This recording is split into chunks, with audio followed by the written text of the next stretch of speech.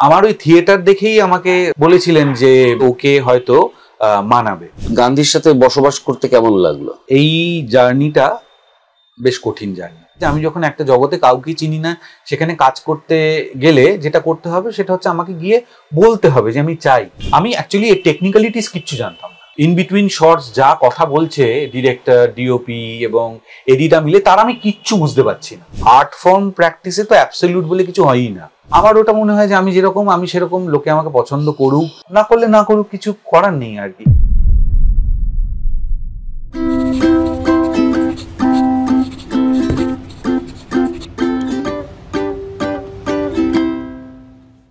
তাকে আমি ডাকি বাংলা ছবির নেপোলিয়ন বলে, কারণ তিনি এলেন, দেখলেন, জয় করলেন। তিনি কোথায় ছিলেন, কি করছিলেন, আমরা যারা এত বছর ধরে আছি তারা কেউ জানতামই না। মানে আমরা জানতাম না, মানে থিয়েটারের লোকজনেরা জানতো একজন গুণী অভিনেতা, ভালো অভিনেতা আছে, কিন্তু সে যে ভিসুভিয়াস হয়ে অগ্নুৎপাতের জন্য অপেক্ষা করে আছে এবং 8 থেকে 80 জনমানসকে প্লাবনে ভাসিয়ে দিয়ে যাওয়ার জন্য অপেক্ষা করছে, তা কেই বা জানতো? হ্যাঁ, 8 থেকে 80 বললে এখন বাঙালি বুঝতে পারছে কোন বাঙালির কথা বলা হচ্ছে। বাঙালি অভিনেতাদের মধ্যে তো একজনই আছে যে শিশু মন থেকে বয়স্ক মন সব দিকে সমান প্রভাব বিস্তার করেছে। তিনি আর কেউ নন, আমার প্রিয় বন্ধু, আমার দাদা, আমার প্রিয় অভিনেতা অনির্বাণ চক্রবর্তী। অনির্বাণ দা, অনেক ধন্যবাদ আসার জন্য। এত রঙিন ইন্ট্রোডাকশন পাইনি কখনো। কিন্তু এটা তো সত্যি, মানে তুমি অভিনয় করছো কিন্তু তোমার অভিনয় নিয়ে কোনো চাহিদা ছিল না। লোকে তো বলতো যে ভালো অভিনেতা তুমি, কোনোদিন চাহিদা হয়নি যে আমি অভিনয়টা নিয়ে একটু এগোই? না, আমি কি মানে আমি তো চাকরি করতাম, তার সাথে অভিনয় করতাম, যেটুকু করতে পারতাম সেটাতে আমি খুশি ছিলাম। যে অভিনয়টাকে একদম মাঝে মাঝে গ্যাপ পড়েছে, ধর চাকরির জন্য বাংলাদেশে যখন, হ্যাঁ বাংলাদেশে ছিলাম, বা পরে যখন এখানে আমি ইঞ্জিনিয়ারিং কলেজে পড়াতাম, সেটা ছিল হচ্ছে হুগলিতে। তো তখন ওটা এত দূর ছিল যে তখন আমাকে ওখানে ক্যাম্পাসে থাকতে হতো, তো আসতে পারতাম না, সপ্তাহের শেষে আসতাম। তখন আমার থিয়েটারের সাথেও একটুখানি কানেকশন চলে গিয়েছিল সাময়িকভাবে। তো করেছি, করিনি, এরকম ভাবে চলেছে, কিন্তু এক নাগাড়ে করতে পারিনি। এবারে তারপরে যখন কলকাতায় এসে আমি মানে এখানে কলেজে যখন জয়েন করলাম, তখন আমার হাতে একটা মোটামুটি একটা সময় হলো, করতে শুরু করলাম। এবার হ্যাঁ, মানে কি মাঝে মাঝে এরকম টেম্পটেশন হতো যে চাকরি ছেড়ে দিই, তারপর আবার পরে সেটা নিয়ে একটু চিন্তা হতো যে ছেড়ে দেবো, তারপরে কি করব, আমাকে তো কেউই চেনে না। এবার শুধু থিয়েটার করে কলকাতায় মানে ওটাকে জীবিকা করে রাখা, মানে অভিনয় করব কিন্তু শুধু থিয়েটার, এইটা খুব মুশকিল। এবার আমি আবার থিয়েটারের বাইরে কিছু চিনতাম না, মানে আমাকেও কেউ চিনতো না, যেহেতু আমার কোনো মানে আনাগোনা ছিল না, আমি কাউকে চিনতাম না, কখনো পরিবার সূত্রে কোনো রকম যোগাযোগ ছিল না, সেইটা একটু রিস্ক মনে হতো। এবার সেই জন্যে আমি মাঝে মাঝে এগোতাম, ভাবনাটা একটু এগোতাম, মাঝে মাঝে পিছিয়ে আসতাম। এবার ভাবলাম যে দেখলাম ভেবে যে এটা ভেবে চিন্তে নেওয়ার মতো ডিসিশন না, নিতে গেলে একদিন রাতারাতি নিয়ে নিতে হবে। তো ওই রকম রাতারাতি প্রায় নিয়ে নেওয়া 2017-তে, যে এমন হলো যে এটা করবো। তখন কিন্তু অ্যাকচুয়ালি ওই টেম্পটেশনটা অনেক দিন ধরে ভেতরে বিল্ড আপ হচ্ছিল, হতে হতেই একদিনকে ছেড়ে দিলাম। তখন মনে হলো যেটা প্রাইমারিলি যেটা মনে হলো সেটা হচ্ছে যে অভিনয় করতে ভালোবাসি, থিয়েটারে যখন করছি যারা দেখছেন তারা অ্যাপ্রিসিয়েট করছেন, তা আমি এইটা যদি এখনো না নিই, তখন আমার যথেষ্ট বয়স আর কি। তো তখন মানে প্রফেশন চেঞ্জ করার জন্য আমি ভাবলাম যে এখন যদি না করি তাহলে আর পরে কখনো করতে পারবো না, তো এটা রাতারাতি নিতে হবে। সেই 2017-তে দুম করে। শৈশবে যাওয়া যাক একটু, তোমার শৈশব, তোমার বাবা মা একটু যদি বলো। আমার ছোটবেলা কেটেছে বজবজে। আমাদের ওখানে বাড়ি আছে। আমার মা স্কুল টিচার ছিলেন, মারা গেছেন। আমার বাবা সরকারি চাকরি করেন। এবার আমাদের ফ্যামিলিটা একদমই খুবই সাদামাটা একটা বাঙালি পরিবার যেরকম হয়, যেখানে একটা পড়াশুনোর চল আছে, এবং যেখানে আমি ছোটবেলা থেকে আমার চারিপাশে যারা মানে আমার পাড়াপড়শি বলি বা আমার রিলেটিভসদের বলি, সবাইকেই দেখেছি যে তারা পড়াশুনো করে একটা সময় পর্যন্ত, তারপর তারা চাকরি করে। এবার আমি জানি এটাই হয়। বাকি শখ কারুর আছে টুকটাক, তাও খুব বেশি। মানে আমি অনেককে শখ করেও খুব একটু অভিনয় করে বা একটু গল্প লেখে বা গান গায়, এইরকম আমি খুব একটা দেখি। সুতরাং আমার পক্ষে না, ওই যে যেটা আগে জিজ্ঞেস করলি যে ইচ্ছা হয়নি, ইচ্ছা থাকলেও সেটা আমি খুব মানে স্বাভাবিকভাবে দেখিনি। আমার ছোটবেলায় খুব বেশি থিয়েটারও দেখিনি, মানে আমি যেহেতু মানে মফস্বলে থাকতাম কলকাতায়, অনেক পরে আমি যখন দেখতে শুরু করেছি তখন দেখেছি যে আমার কিন্তু তখন দেখবার হয়তো বয়স হয়ে গিয়েছিল, কিন্তু খুব একটা চল ছিল না বলে আমি বজবজ থেকে এসে এখানে আমার পক্ষে থিয়েটার দেখা, সেইটা আমি বা আমাদের ফ্যামিলিতেও আমি দেখিনি সেরকম। কিন্তু আমার ফ্যামিলিতে একটা ব্যাপার ছিল আবার তার সাথে সাথেই, যে আমি যেটা করতে চেয়েছি আমাকে খুব বাধা দেয়, যে না এইটা করা যাবে না, আমাদের তো এরকম, আমরা এগুলো করি না, বা আমাদের ঠিক আছে শখ হিসেবে করো, কিন্তু কিছু করতে গিয়ে বাধা পাইনি কিছুতে। আর আমার মা বিশেষ করে না, আমি যেরকম বড় হয়েছি, আমার মানসিকতা যেরকম হয়েছে, আমি জীবনকে যেরকম ভাবে দেখতে শিখেছি, এইগুলোর পেছনে আমার মায়ের খুব ভীষণ বড় প্রভাব আছে, ভীষণ বড় প্রভাব। আমার মা স্কুল টিচার, উনি। সেটা তোমার গত জন্মদিনের পোস্টটাতেও দেখলাম যে কটা ফুল এসেছে তোমার জন্য তুমি মায়ের ছবির সামনে রেখে দিয়েছিলে। হ্যাঁ হ্যাঁ, মানে আমার মা এখন জীবিত নেই, কিন্তু আমার একটা অ্যাঙ্কার, সবচেয়ে বড় অ্যাঙ্কার পৃথিবীতে বা জীবনে এখনো ভাবতে গেলে মায়ের কথাই মনে হয়। আমার জীবনে কোনটা আমি করব কি করব না, যখন একটা দুটো এরকম কোনো সময় আসে যখন একটা ডিসিশন নিতে হবে, হ্যাঁ, যে এটা না এটা, তখন যদি কারুর কথা ভাবি, আমি এমনিতে খুব একটা কারুর কথা শুনে চলা লোক নয় একদম। এবার আমাকে দেখে লোকজন যেরকম ভাবে, আমি তার থেকে খুব অন্যরকম মানুষ হিসেবে। এবার আমি খুবই জেদি, একগুঁয়ে। এবার যখন আমরা জানি, এবার সেইগুলো, হ্যাঁ, যারা কাছাকাছি না দেখেছে তাদের একটা ধারণা অন্যরকম আছে, সেটা নরম। হ্যাঁ হ্যাঁ হ্যাঁ, যখন ওরকম মনে হয় তখন এখনো আমি ওই মায়ের কথা, বা যদি এরকম ভাবে ভাবি যে মাকে যদি জিজ্ঞেস করতাম এইটা, হ্যাঁ, তাহলে মা কি উত্তর দিত, ওইটা একটা ইন্ডিকেটর হয় অনেক সময়। হ্যাঁ, সেটা কি পড়াতেন? মা পড়াতো হচ্ছে মানে হিউম্যানিটিজ, সাহিত্য পড়া। সেইটা যেটা হয়েছে, ওই মায়ের উৎসাহ খুব বরাবর ছিল, যেটুকু করতে চেয়েছি, হ্যাঁ।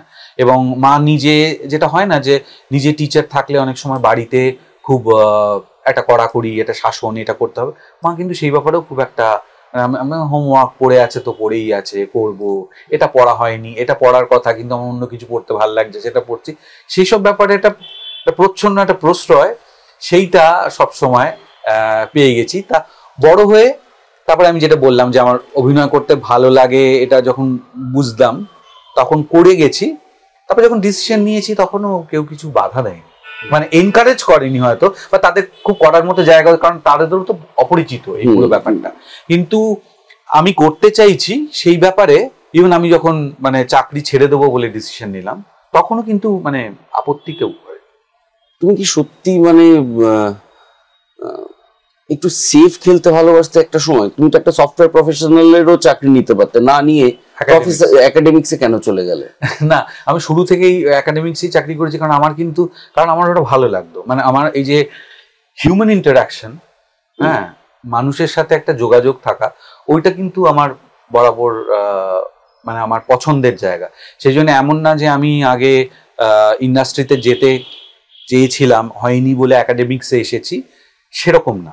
আমি একাডেমিক্সে যেতে চেয়েছি এবং আমি করতে গিয়ে বুঝতে পারলাম যে এটা আমার ভালোও লাগছে। মানে ফিরে আসবার যদি দরকার হতো বা অন্য মানে শিফট করার দরকার হতো, শিফট করার যখন প্রয়োজন মনে হয়েছে, ইচ্ছে হয়েছে, যেমন আমি অভিনয়ে চলে এলাম, তখন আমি করেছি। কিন্তু ওইটা আমি খুব এনজয় করতাম। মানে আমার কিন্তু একাডেমিক্সটা ছেড়ে দেওয়া এইটা কারণ না যে একাডেমিক্স আমার ভালো লাগছে না, বরঞ্চ আর একটা কিছু মনে হচ্ছে আমার করে দেখা উচিত, বেশি ভালো লাগছে, বা মনে হচ্ছে যে, আর এটার পেছনে আর একটা কথা আছে, সেটা হচ্ছে যে আগে আমি যখন থিয়েটার করছিলাম চাকরির সাথে সাথে, তখনও না কলকাতাতে থিয়েটারের একটা এরকম ব্যাপার ছিল যে সন্ধেবেলা গ্রুপগুলো বসে, হ্যাঁ, একটা সোম বুধ শুক্র বা মঙ্গল বৃহস্পতি শনি এরকম করে, আর শো যখন হয় তার আগে রিহার্সাল করে। এই যে 2017 ওই সময়টায় বা তার ঠিক আগের সময়টায় যেটা হলো, সেটা হচ্ছে এখানে রেপার্টরি তৈরিও হলো, এবং রেপার্টরি ফর্মে রিহার্সাল নাটকগুলো তৈরি হচ্ছে, যে তারা সারাদিন ধরে একটা কোনো নাটকের রিহার্সাল দিচ্ছে।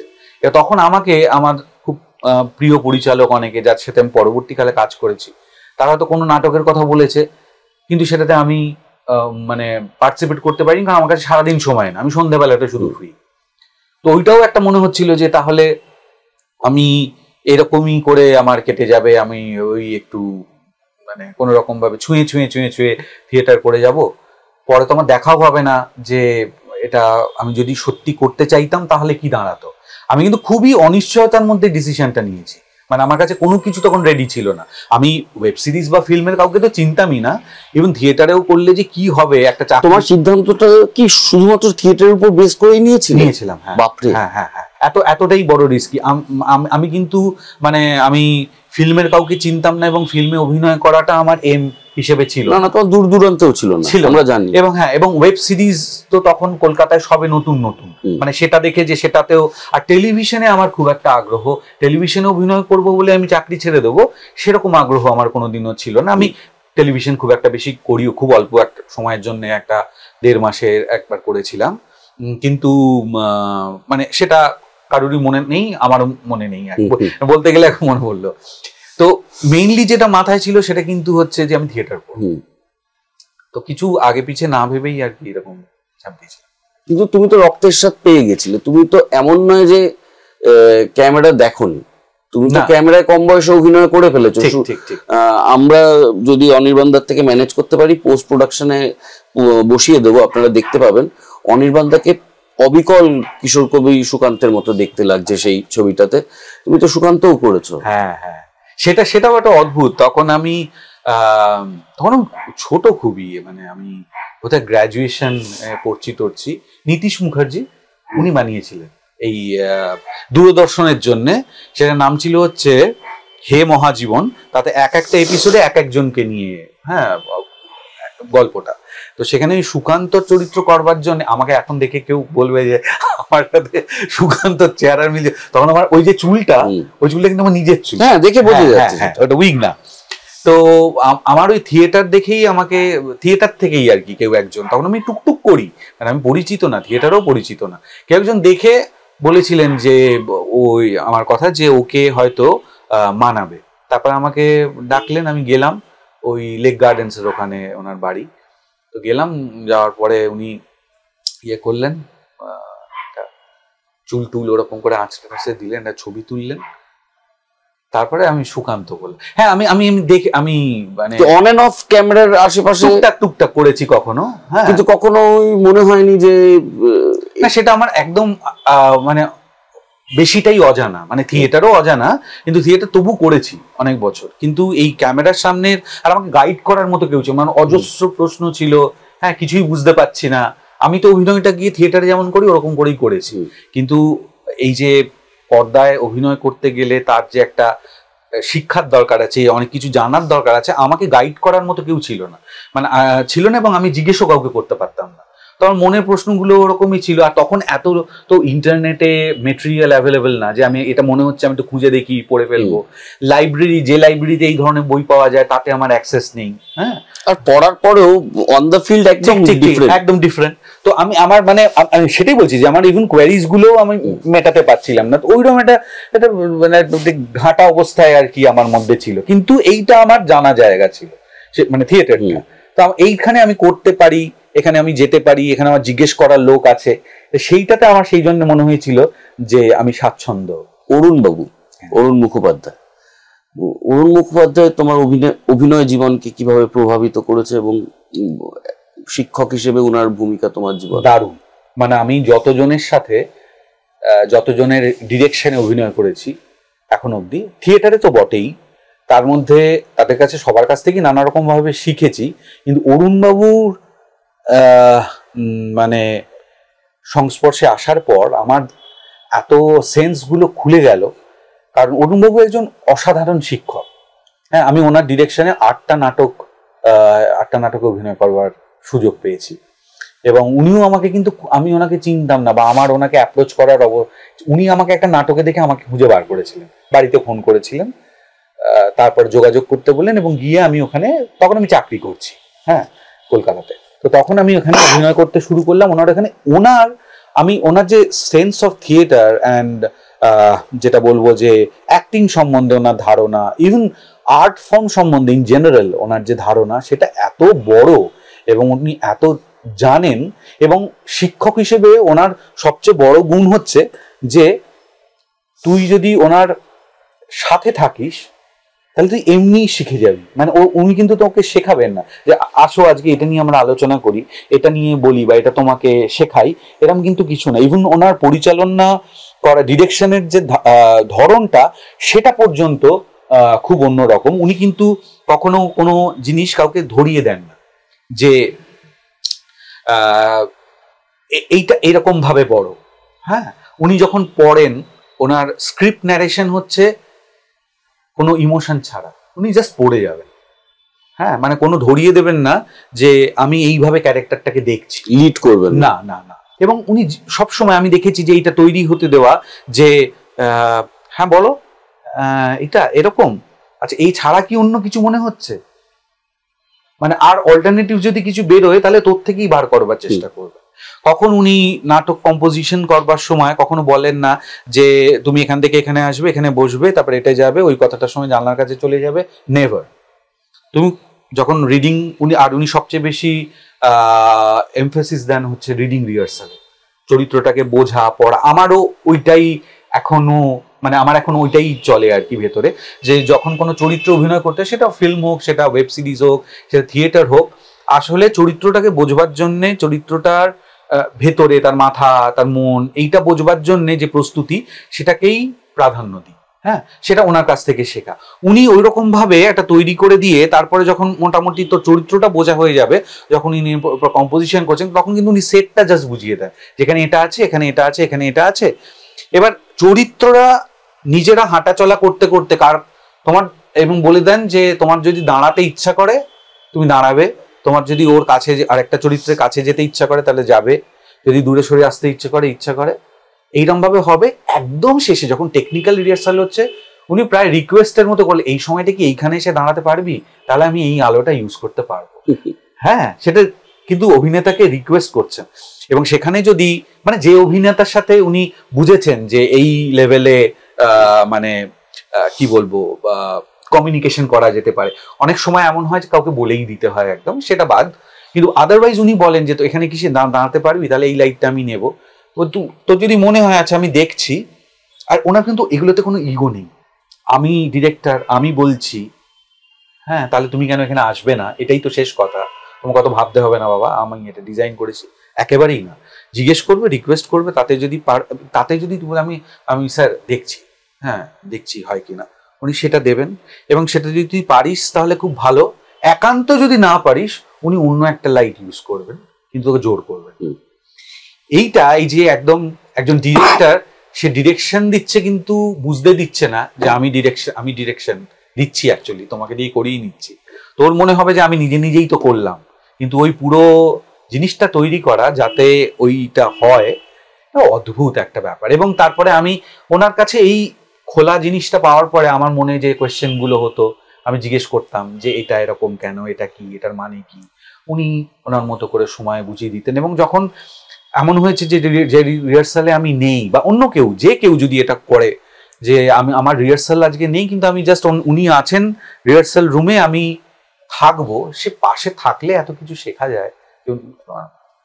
মানে বাকি অনেকের কাছ থেকেই বা সবার কাছ থেকেই কিছু কিছু শিখেছি, কিন্তু অরুণবাবুর অবদান মানে এটা আমি কিভাবে বলবো, ভাষা নেই। তোমার অভিনয় যদি আমি ফলো করি, তুমি সাংঘাতিক পরিবর্তন আনতে পারো সূক্ষ্ম পরিবর্তন করে। মানে তুমি যে দুটো চরিত্র আলাদা করবার জন্য প্রচন্ড আলাদা হয়ে গেলে তা নয়, কিন্তু চরিত্র দুটো আলাদা হয়ে গেল। How do you do that? এইটা অ্যাকচুয়ালি আমি এটাতে বিশ্বাস করি যে এটা করা যায়। এবং আমার মনে হয় কি যে ক্যারেক্টারটাকে অ্যাপ্রোচ করবার সময় আমি যে টেকনিকটা নিই, আমি জানি না এগুলো ঠিক না ভুল, কারণ আমি যেহেতু অভিনয় নিয়ে দীর্ঘ পড়াশুনো বা কোনো জায়গায় একটা ইউনিভার্সিটিতে ক্লাস করে আসা সেরকম ভাবে তো শিক্ষিত না, নিজে পড়েছি পরে, বেশিরভাগটাই কিন্তু আমি চারপাশে দেখে এবং আমার সেন্সিবিলিটি আমাকে যেভাবে গাইড করে, একটা চরিত্র এরকম হওয়া উচিত, সেইভাবে আমি গাইডেড হই। সেখানে আমার কখনো কোনো চরিত্র পড়ে আমার এইটা কখনো মাথায় আসে না যে চরিত্রটাকে দেখতে কিরকম হতে পারে, চরিত্রটা কি হাঁটবার সময় তার একটা পিকুলারিটি আছে, সে কি খোঁড়াবে, সে কি বসবার সময় পায়ের ওপর পা তুলে দেয়, সে কি এলিয়ে বসে, এইগুলো কখনো আমার মাথায় আসে না। আমার মাথায় বারবার যেটা আসে সেটা হচ্ছে যে এই চরিত্রটার মানসিকতা কিরকম, এর ভেতরে কি চলছে, এই যে এই কথাটা বললো কেন বললো, এই ওয়ার্ডটা কেন ইউজ করলো, এত অন্য ওয়ার্ড বলতে পারতো, কথার এর এই যে কনস্ট্রাকশনটা, এইগুলো দিয়ে দিয়ে মানুষটাকে চিনতে পারা। এবং ওটা করলে আমি দেখেছি যে যদি আমি চিনতে পারি মোটামুটি, তাহলে কিন্তু ওই বাইরের যে এক্সটার্নাল যে ম্যানিফেস্টেশন সেগুলো কিন্তু এমনি এমনি চেঞ্জ হয়ে যায়। তার তার চোখ চেঞ্জ হয়ে যায়, তার কথা বলার ধরন, হাঁটা চেঞ্জ হয়ে যায়।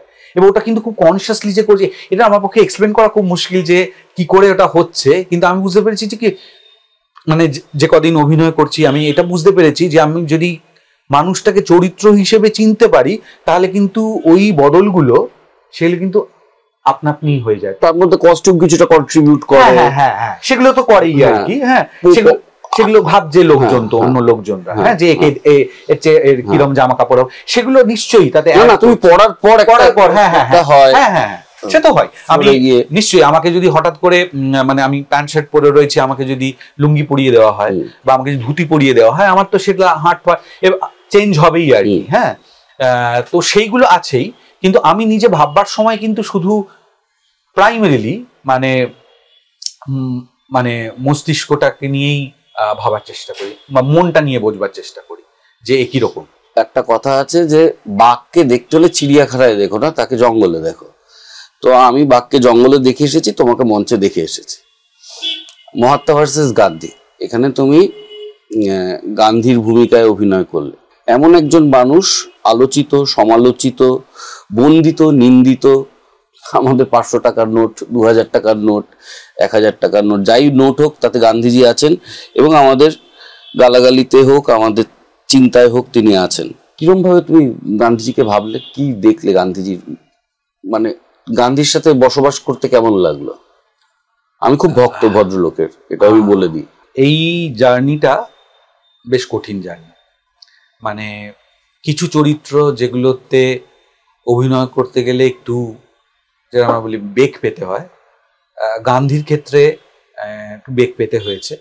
এই জন্যে একটা হচ্ছে খুব পরিচিত চরিত্র, হ্যাঁ, মানে বিভিন্ন লোক তাকে বিভিন্নভাবে দেখেছেন, কিন্তু প্রত্যেকেরই কিছু না কিছু আইডিয়া আছে। গান্ধী সম্বন্ধে কিচ্ছু জানেন না এরকম কেউ নেই। হ্যাঁ, আর এই যে নাটকটা মহাত্মা বনাম গান্ধী, সেখানে তো গান্ধীর রাজনৈতিক জীবন নিয়ে আলোচনা নেই, পুরোটাই হচ্ছে পারিবারিক জীবন, এবং সেটা আবার অনেকে পুরোটা জানেন না।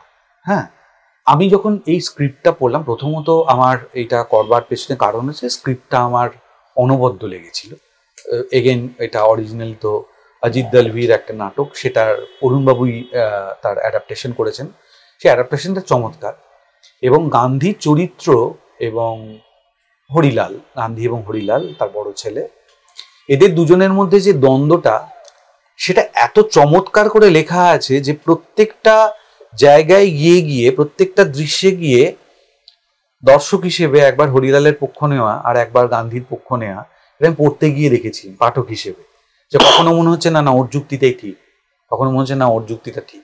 এই দ্বন্দ্ব যেখানে থাকে, সে দ্বন্দ্ব ছাড়া তো শিল্পের সেরকম কোনো ভ্যালুই নেই কোনো কোথাও। আমি করতে গিয়ে যেটা দেখলাম সেটা হচ্ছে, প্রথম কথা যেটা, সেটা হচ্ছে এগেন আমি বাইরের ম্যানিফেস্টেশনের কথা একদমই ভাবলাম না, কারণ সেটা ভাবতে গেলে গান্ধীর সাথে আমার চেহারার কোনো মিল নেই। হ্যাঁ, তো সেইটা অ্যাপ্রোচ করব না। হ্যাঁ, কিছু জিনিস রাখতেই হবে, সেটা হচ্ছে ওই যখন ওনার বয়স হয়ে গেছে তখন উনি কিভাবে বসতেন।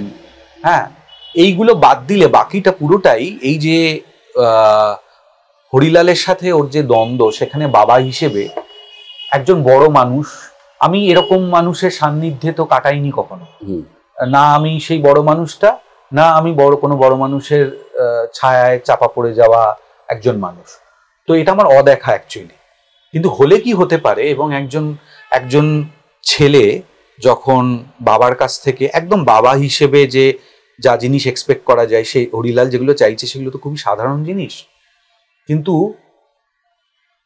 গান্ধী যে কেন তার যে অবস্থান, সেই অবস্থানে থেকে কেন যে সেটা করতে পারছেন না, সেটা বাকিরা বুঝছে না। ভুল বুঝছে এবং সেখান থেকেই খানিকটা ভিলেন মনে হয় কখনো কখনো। হ্যাঁ, মানে আমি পারিবারিক যে স্ফিয়ারটা সেখানে বলছি, ওই জায়গাটায় ব্যালেন্স করে যে একটা মানুষ, হ্যাঁ আমি বুঝতে পারছি তুমি আমাকে ভুল বুঝছো, কিন্তু তোমার ভুলটা আমি ভাঙিয়ে দিতে পারছি না।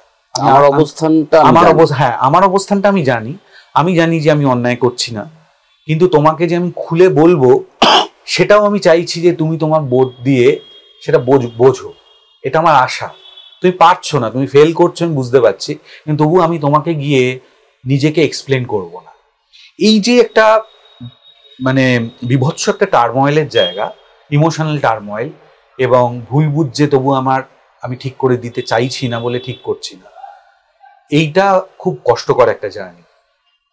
এইটা প্রত্যেকদিন ওই নাটকের শোটা যখন হয় তখন আমার হয়। হ্যাঁ, মানে ওটার মধ্যে দিয়ে যেতে হয়। এই চরিত্রটা সত্যি আমরা অভিনেতারা অ্যাটলিস্ট জানি যে অনেক চরিত্রই হয় যেটা আমরা খানিকটা উপর দিয়ে করে দিতে পারি। হ্যাঁ, মানে সেটা অতটা হয়তো ডিম্যান্ডও করে না, উচিত অনুচিতের কথা না, কিন্তু আমরা পারি করতে, স্কিল দিয়ে একটা করে দিতে পারি। এইটাতে কিন্তু ওই জার্নিটা আমাকে প্রত্যেক দিন করতে হয় এবং সেটা খুব কষ্টকর একটা জার্নি। হ্যাঁ, আর প্রস্তুতি বলতে আমি ওই আবার যেটুকু আমরা এই নাটকের স্ক্রিপ্টে গান্ধীকে দেখতে পাচ্ছি, তার সাথে মেনলি হরিলালের এবং কিছু কিছু জায়গায় কস্তুরবার যে দ্বন্দ্বের জায়গা আছে, সেই দ্বন্দ্বটা আমি বোঝবার চেষ্টা করেছিলাম যে একজন ওরকম বড় মাপের মানুষ তার পারিবারিক জীবনে এই রকম সিচুয়েশন যদি ফেস করে তাহলে তাকে কি করে এটা ট্যাকল করতে হয়েছে। সংলাপগুলো আমাকে হেল্প করছে, একটা দিশা দিচ্ছে যে মানে কি দিকে গেছে, কিন্তু ভেতরটাকে অ্যানালিসিস করার এইটা একটা কঠিন জার্নি করতে হয়েছে। কিন্তু এই জার্নিটার পর শোটা যখন শেষ হয় তখন কি হয়, মানে ড্রেন্ড লাগে, নিঃশেষ লাগে, নাকি একটা স্যাটিসফ্যাকশন আসে যে এক্সস্টেড লাগে? হ্যাঁ, কারণ আলটিমেটলি 2.5 ঘন্টা 3 ঘন্টা, হ্যাঁ এখন প্রায় 3 ঘন্টার কাছাকাছি নাটকটা শো। এবার সেইটার মধ্যে দিয়ে ওই যাওয়াটা একটা এমনি তো একটা ফিজিক্যাল স্ট্রেন্থ তো হয়, অতবার চেঞ্জ, এবং হ্যাঁ এইটাও খুব সাংঘাতিক, মানে তুই দেখেছিস বলে জানিস যে কত তাড়াতাড়ি হ্যাঁ শিফটটা করে আসতে হয়। বিশেষত একদম প্রথমটা, একদম শুরুটা হয় একদম বৃদ্ধ অবস্থা, তারপরে একেবারে 35 বছর বয়সে। ওইটা খুবই একটা অল্প একটা দৃশ্যেরও একটা গোটা দৃশ্য না, তার মধ্যেই আমাকে আসতে এইগুলো আছে, সেগুলো খুব মজা, সেগুলো চ্যালেঞ্জ একরকমের, সেগুলো খুব মজাও থিয়েটারের, মানে যে কোনো অভিনয়েরই। কিন্তু হ্যাঁ আমার ওই 2 ঘন্টা 45 মিনিট 3 ঘন্টার ওই জার্নিটা গেলে খুব ইমোশনালি খুব ড্রেন লাগে তখন। মানে আমার আর ঋত্বিকের খুব ইচ্ছে ছিল দেখা করি, কিন্তু আমাদের মনে হলো এই পারফরমেন্সটার পর ছেড়ে দেওয়া উচিত লোকটাকে, আর এমনিতেই ভিড় হবে আর ভিড় বাড়ানো উচিত না। এই যে তোমার ক্যামেরার দিকে আসতে না চাওয়া, সেটার পিছনে কি তোমার কখনো মনে হয়েছে আমার তো টাক, আমি তো হিরোইক নই, তাই আসতে চাওনি, তাই কখনো পার্সু করনি? না না না একদমই না, মানে আমার এইসব নিয়ে আমার কোনো রকমের একদমই ভাবি, মানে এখনো ভাবি না। ইভেন আমার চুল উঠতে শুরু, টাকের কথা বলছি বলে বলছি, আমার চুল উঠতে শুরু করলে তখন আমার বেশি বয়স না। হ্যাঁ, মানে খুবই অল্প বয়স, এখনো বেশি বয়স না আমি বলছি, এখনটাও যদি কনসিডার করি তখনও আমার কিন্তু অল্প বয়স, এবং চুল উঠতে শুরু করলো এবং হুড়ু করে চুল উঠে গিয়ে প্রায় এরকম হয়ে গেল, হয়ে এরকমই হয়ে রয়েছে, এটা অনেকদিন ধরে চলছে। এবার আমার এখন চুল উঠতে শুরু করলো, যেটা অনেকেই করে যে মানে তাহলে রেমিডি কি হতে পারে, একটু এই পেঁয়াজের রস লাগাই, একটু এই করি সেই করি। আমি খুব একটা বদার ছিলাম না এই নিয়ে কখনোই।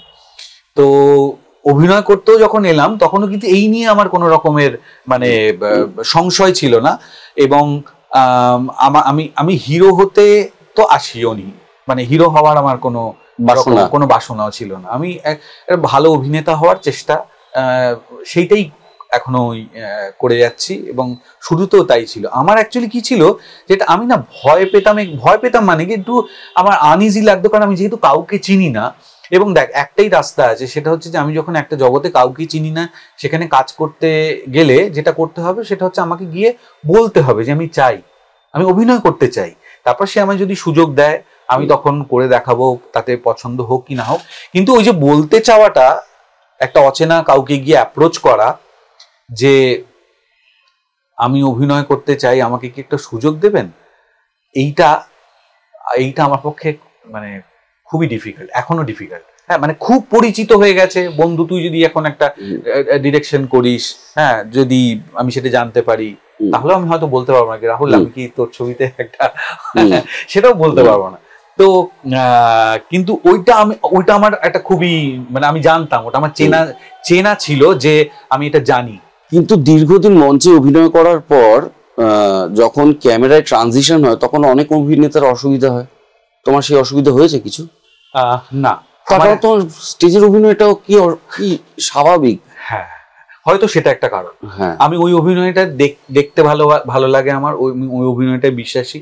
এবং মঞ্চের অভিনয় করতে গেলে সেটা উচ্চকিত করতে হয় এইটাতে আমি বিশ্বাসী না।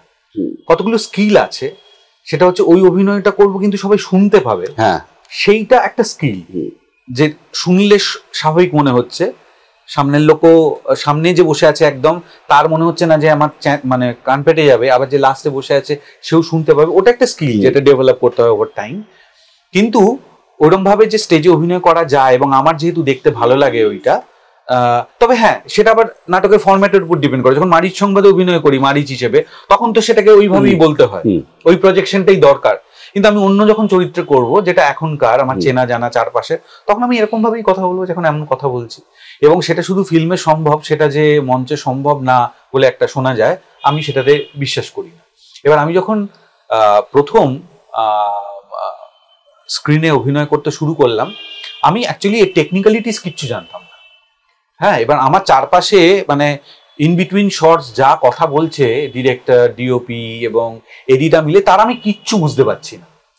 হ্যাঁ, মানে এই যে বলছে যে এবার একটা 50 লাগা, মানে কি 50 মানে কি? হ্যাঁ, এবার এই যে শর্টের কথা বলছে যে এটা হয়ে গেলে না ইয়ে যাব ওটিএস ইপিতে এসে দাঁড়াও, এগুলো যে কি খায় না মাথায় আমি কিচ্ছু জানি না, টার্মিনোলজিগুলো কিছু বুঝতে পারছি না। এবং আমার যেটা সুবিধা হয়েছিল সেটা হচ্ছে যে আমি একদম এগুলো নিয়ে লজ্জিত ছিলাম না, যে আমি যেটা জানি না এটা লোককে বুঝতে দেওয়া যাবে না, এটা চালাক চালাক ভাব করে থাকবো, হ্যাঁ অ্যাকচুয়ালি কিছুই বুঝছি না, আমি ওইটা কখনোই করি না। এবং আমি একদম প্রথম থেকেই যেটাই বুঝতে পারছি না, এই যেটাই কানে আমার লাগছে, আমার সাথে যারা অভিনয় করছে, আমার ডিওপি যে রয়েছে, আমার ডিরেক্টর যে রয়েছে, এডি যারা রয়েছে, তাদের প্রত্যেককে আমি জ্বালিয়ে মেরেছি শুরুতে। এটা কি বললে গো? এবার বলছি পরে বলছি এই শটটা হয়ে যায়, এই সেই শটের সময় আরো হয়তো দুটো ওরকম শুনে ফেললাম যেটা আমি জানি না। তার লাঞ্চে তাহলে ধরবো তাকে, লাঞ্চে জিজ্ঞেস করে আছে এইগুলো কিন্তু বলনি, এটা হয়তো বুঝতে পারতো যে আমি জেনুইনলি জানতে চেষ্টা করছি। আমাকে কেউ কখনো নিরাশ করেনি, মানে আমি যখন যাকে যা জানতে চেয়েছি সবাই, এইটা আমার একটা মানে আমি জানি না এটা সবার ক্ষেত্রে ঘটে কি না, আমি কিন্তু এই ধরনের যে সাহায্যটা চারপাশের লোকজনের, সেটা আমি বরাবর পেয়েছি। মানে শুরু থেকে এখন অব্দি আমাকে খুব একটা যে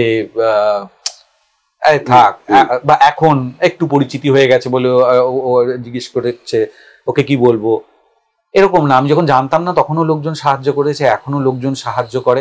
এইটা আমি কিছুটা জেনেছি, কিছুটা হয়তো তার পাশ থেকে রেফারেন্স নিয়ে, আচ্ছা তাহলে তুমি এই বইটা পড়ো বা এইখান থেকে এটা দেখে নাও, এটা তখন আমি হয়তো একটুখানি পড়ে নিলাম, এই করলাম। তো এই ধরনের অস্বস্তি আমার মধ্যে কাজ করেছিল, কিন্তু আমি একেবারে কখনো আমার মনে হয়নি একদম শুরুতেও যে আমি তো আকুল পাথারে এসে পড়েছি, আমি কিচ্ছু বুঝতে পারছি না। এবং আমাকে আমার সাথে যারা ছিল, আমার ডিরেক্টরিয়াল টিম যারা, তারা আমাকে সাহস জুগিয়েছে যে ঠিক হচ্ছে। মানে আমাকে যদি মানে বলে দিত যে না তোমার হচ্ছে না, তাহলে আমি চেষ্টা করতাম, কিন্তু মোটামুটি এনকারেজ করেছে, হচ্ছে বলেছে, আর কি করা যেতে পারে আমি নিজেই জিজ্ঞেস করেছি। হ্যাঁ, আমার কো অ্যাক্টার যারা ছিল তারা আমার থেকে সবাই এক্সপিরিয়েন্স, তারা প্রথমে হয়তো হেজিটেট করেছে যে বললে কি মনে করবে কে জানে, ও প্রধান চরিত্রে অভিনয় করছে। হ্যাঁ, কিন্তু আমি যখন জিজ্ঞেস করেছি তখন সবাই আমাকে উত্তর দিয়ে মোটামুটি আমাকে হেল্প করেছে।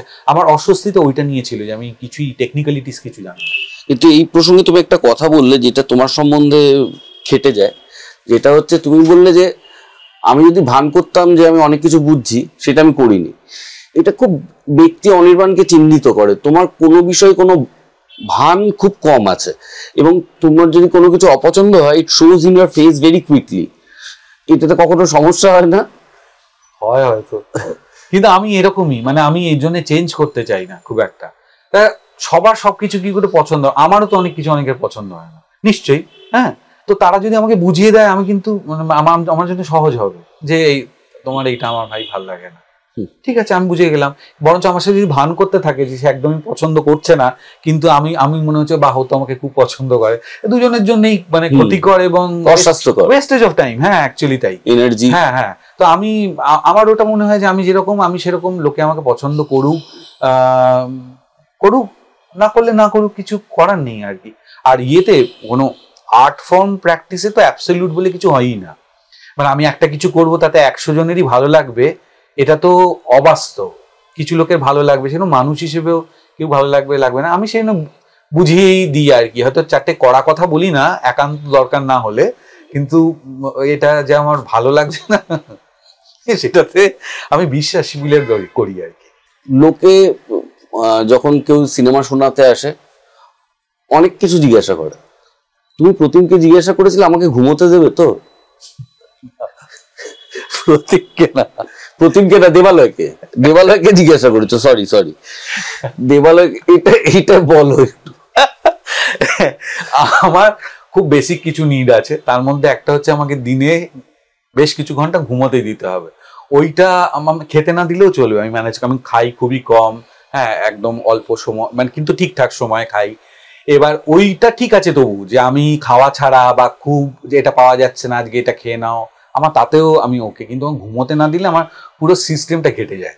এবার যখন এরকম, জয়দীপ দা তো তোমাকে রাতের দিকে মঞ্জুলিকা বলে, শুটিং এ রাত হয়ে গেলে। এইটা আমাকে, হ্যাঁ এই নামটা ওই দিয়েছে, জয়দীপ দাই দিয়েছে। সেটা হচ্ছে যে ওই যে 9:30, প্রথমে তো আমি যখন শুট এখানে এলাম এই জগতে, আমার 9:30 পর আমার চোখ খোলা থাকতো না। এবার সেটা দেখে তো সবাই হাসাহাসি করতে শুরু করেছে, কারণ 9:30 মধ্যে সন্ধে হয়েছে আর কি, এরকম। হ্যাঁ, এবার 9:30 পর্যন্ত আমি কোনো রকমে জেগে থাকতে পারতাম, তারপরে আমি ঢুলতাম চেয়ারে বসে, চোখ লাল হয়ে যেত। তখন 14 ঘন্টা নেই। হ্যাঁ, তখনও 14 ঘন্টা শুরু হয়নি, 2018-তে শুরু হয়নি মনে হয় না। না শুরু হয়নি, না রাইট। কারণ আমার মনে আছে সিরিজে তো নয়, সিরিজে ছিলই না। আমার মনে আছে আমি 21 ঘন্টা শুট করেছিলাম প্রথম সিজনে, শুট করতে এসে একটা না, সেটা মনে আছে। সেদিনকে মানে আমি যে বেঁচে আছি কি করে, সেটাই আমার আশ্চর্য লাগছিল। তো ওই রকম আমার প্রচুর ঘটনা ঘটে, ঘুমোতে দিতে হবে। এবার ওই জয়দীপ দা ওই জন্যই নাম দিয়েছে, বলেছে যে ওকে 10:30 হয়ে গেলে ও এক হাতে লরি ফরি তুলে দিতে পারবে, এই জন্য নাম দিয়েছে মঞ্জুলিকা। কিন্তু এখন আমি যাদের সম্বন্ধে জানি, যে যারা প্রচুর লং আওয়ার্স শুট করে একটানা, আমি দেবালয়ের নাম শুনি, যে দেবালয় আমার একটা স্ক্রিপ্ট শুনিয়েছিল, তো আমি দেবালয় শুনে বলে কেমন লাগলো বলো, কারণ স্ক্রিপ্টটা খুব ভালো, তুমি করবে তো? আমি বললাম হ্যাঁ, তুমি ঘুমোতে দেবে তো? বলছে আমার এই বদনাম হয়ে গেছে। আমি বলছি হ্যাঁ, তোমার বদনাম হয়ে গেছে, তুমি ঘুমোতে দাও না লোকে, আমি কিন্তু না ঘুমিয়ে পারবো না, আমাকে 6 ঘন্টা 6.5 ঘন্টা ঘুমোতে দিতেই হবে। এইবার তো সেই বিষয়টাতে আসতেই হয়, যে বিষয়টা নিয়ে কথা না বললে দর্শকও ছাড়বে না এবং অসম্পূর্ণ থাকবে। এখানে প্রথমে এলো কি করে, এবং তুমি কি ভেবেছিলে এটা তোমার জীবনে এরকম একটা গুরুত্বপূর্ণ অংশ হতে চলেছে? না, ভাববো কি করে? প্রথম কথা, কেউই ভাবতে পারে না, কেউই ভাবতে পারেনি। এবার আমার কাছে সুযোগটা এলো হচ্ছে, আমার কাছে একটা ফোন এলো, আমাকে আমার ধারণা আমাকে তার আগে ওনারা কোনোভাবে মানে মঞ্চের সূত্রেই আর কি মানে যোগাযোগটা পেয়েছে। পরে আমি ব্যাক স্টোরি শুনেছি অনেক, কিন্তু তখন যেভাবে আমার কাছে এলো সেটা হচ্ছে, আমার কাছে একটা ফোন এলো, এসে বললো যে আমরা একটা ওয়েব সিরিজে একটা নতুন শো শুরু করব, তাতে প্রধান যে চরিত্রটা, সেই চরিত্রের জন্য তোমাকে আমরা ভেবেছি, তুমি একটু আমাদের এই অফিসে এসো। তা আমি তো একটু আশ্চর্যই হলাম যে প্রধান চরিত্রের জন্য আমাকে কেন ভাবতে গেল, মানে কোথা থেকেই পেলো আমার খোঁজ। তা যাই হোক, আমি গেছি খুব আনন্দে। আমাকে বললো আমরা এরকম একটা শো করবো, সেটাতে একেন বাবু, কি তুমি নাম শুনেছো? আমি অ্যাকচুয়ালি শুনিনি তার আগে। তা বললাম যে না। তো বললো ঠিক আছে, আমরা স্ক্রিপ্টটা এরকম নিয়ে রেখেছি, আজকে ডিরেক্টর যিনি উনি নেই, উনি তুমি একটু এই পাতাটা একটু পড়বে। তাহলে ঠিক আছে। তো পাতাটা আমি তার আগামাতা কিছুই জানি না আর কি, মানে বললো একটা পাতা পড়ে, ওইটুকু পড়ে যেরকম মনে হলো, তা ওনার ভালো লেগেছে। তো বলে ঠিক আছে, ডিরেক্টর তো উনি আজকে নেই, উনি এলে তোমাকে আরেকদিন ডাকবো, আরেকদিন আসবো। আবার উনি আসার পর আমাকে বললেন, আমি গেলাম, পড়ার পর তারপর আমাকে জানালেন যে আমাদের পছন্দ হয়েছে, তুমি করছো। এটা আমার কাছে একটা বিশাল বড় খবর। তখন কিন্তু কি রোল পাচ্ছি, মানে আমার কাছে তখন তো চুজ করার কোনো অপশন নেই, মানে আমাকে একমাত্র প্রধান একটা চরিত্রে প্রথমবার কেউ দিয়েছে, তাও আমার আগে করো সেরকম বডি অফ ওয়ার্ক বলে কিছুই নেই প্রায়। সেখানে দেওয়া হচ্ছে। তো আমি গেলাম এবং করলাম, তারপর শুটিং শুরু হলো, লুক সেট হলো। প্রথমেই ওটা হিট করলো যেটা লোকের কাছে, সেটা হচ্ছে আমার ওই লুকটা। মানে এটা রিলিজ হওয়ার আগেও আমার মনে আছে যে কলকাতায় খুব এটার চর্চা, খুব মানে হ্যাঁ মানে প্রচার হলো, প্রচুর করা হয়েছিল এবং ওই কাট আউটস লাগানো ছিল যেটা খুব স্ট্রাইকিং লেগেছিল লোকের, কারণ ওরকম ভাবে একটা ওয়েব সিরিজের প্রচার তার আগে হয়নি। তো প্রচুর হোর্ডিংস ইত্যাদি ইত্যাদি করা হলো এবং কোনো কিছু ক্লু ছাড়া যে কে, খালি ছবিটা দিয়ে প্রথম পর্যায়ে। তো লোকজন ভাবলো যে এটা কে, মানে কার ছবি এটা, আমাকেও লোকে চেনে না, এই ক্যারেক্টারটাকেও চেনে না।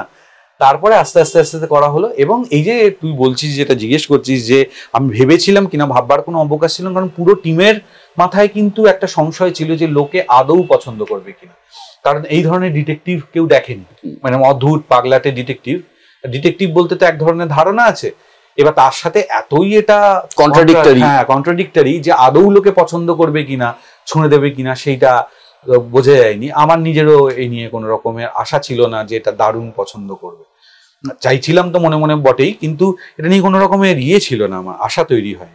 তারপর তো এটা এতই পপুলার হলো যে 2018 মানে সেই বছরেই এটা সেকেন্ড সিজন এলো, সেটাও খুব একটা হয় না। এই সেকেন্ড সিজন নিয়ে আমার কথা বলতে হচ্ছে, মানে সেকেন্ড সিজন নিয়ে নয়, পার্টিকুলারলি সিজনস নিয়ে।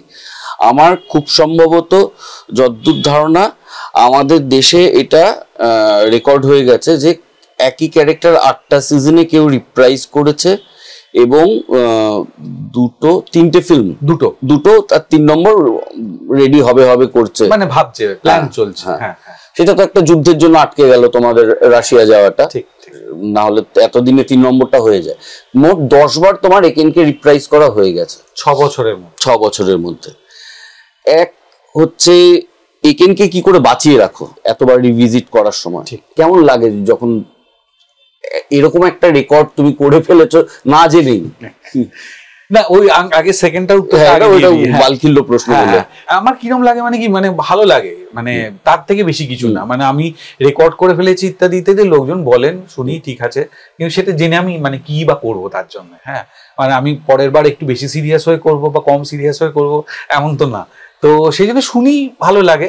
এবং এটাও যখন শুনেছি যে এটাই বোধহয় প্রথম আমাদের ইন্ডিয়াতে যেটা একটা ওয়েব সিরিজ থেকে সিনেমা হয়েছে, সেটাও বোধহয় এইটাই প্রথম। হ্যাঁ, এবং এত ফ্রিকোয়েন্সিতে হয়েছে, বাঁচিয়ে রাখার ব্যাপার, সেগুলো সফল হয়েছে। হ্যাঁ, যেটা ঘটনা সেটা হচ্ছে যে এই যে এতগুলো বছর ধরে, হ্যাঁ, সেইটা কিন্তু যত দিন গেছে আস্তে আস্তে আর একটু টাফ হয়েছে, এবং আরো যখন হবে আরো টাফ হবে। তার একটা কারণ হচ্ছে যে একেনবাবু চরিত্রটার যে বৈশিষ্ট্যগুলো, সেই বৈশিষ্ট্যগুলোর প্রথম দিকে চমকপ্রদ ছিল খুব, কারণ সেগুলো জানা ছিল না। আরে বাবা, লোকটা এইরকমও, ও লোকটা খাওয়া নিয়েও এরকম করে, ও লোকটা এই ভুল প্রবাদ বলে। প্রথম সিজনটা তো খুবই চমকেছে লোকে, কারণ একদম 10 নম্বর এপিসোডে গিয়ে লোকে জানতে পেরেছে আসলে একটা ডিটেকটিভ, তার আগে বুঝতেই পারেনি। সেটা একটা বিশাল চমক ছিল, যেটা আর কোনোদিন ফিরে আসবে না, কারণ লোকে জানা হয়ে গেছে যে এই ডিটেকটিভ কিন্তু এইরকম পাগলামো করে। এইবার ওর যে ট্রেড গুলো এখন আমার কাছে অ্যাক্টর হিসেবে একটা চ্যালেঞ্জ থাকে, সেটা হচ্ছে ওকে আমি অভিনয় করতে গিয়ে এমন আলাদা কিছু করে দিতে পারবো না যে অন্য একটা লোক মনে হয়। তা ওর যা যা বৈশিষ্ট্য আছে সেগুলোকে রাখতে হবে, আবার একেবারেই ওইটা মানে যা করেছি সেটাই যদি করে যাই তাহলে 8 বার 10 বার আর কিছু করার থাকবে না। সেটাও খুব বিরক্তিকর হয়ে যাবে, আমার পক্ষেও বিরক্তিকর হয়ে যাবে, দর্শকদেরও আর ভালো লাগবে না। তাহলে ওই একটা যে সূক্ষ্ম একটা ব্যাপার আছে ব্যালেন্সের, যে একই স্ট্রাকচারের মধ্যে রাখতে হবে আবার একটু আলাদাও করতে হবে।